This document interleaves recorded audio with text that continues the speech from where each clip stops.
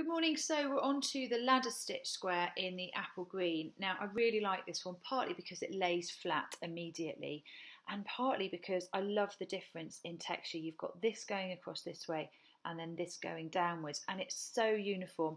I have to say, I think this is one of the best squares I've actually knitted. It wasn't too difficult to do. I had a bit of an issue at the beginning, and I'm really struggling with this recently, where I cast on too tightly, and it means that that first row is really difficult to get the needle into the cast on row.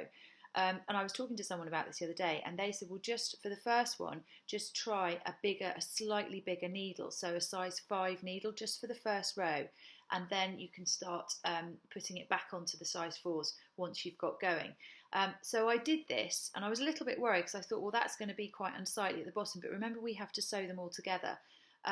And actually it's not made that much of a difference. This is where I cast off into the back, and this is my first cast on. It doesn't seem to make too much of a difference.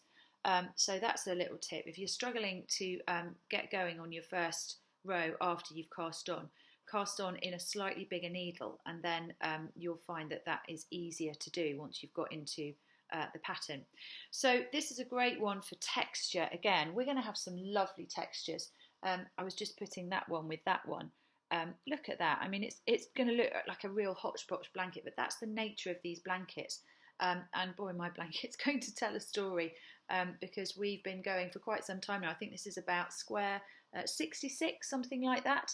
So we're well on our way to finishing the blanket. So it's getting quite exciting, actually. The temptation to sew them all together is quite high, but I don't actually know how to do that yet, so I'll have to wait. But yeah, it's all going well. So good luck with this one. This is a very pleasing one to knit.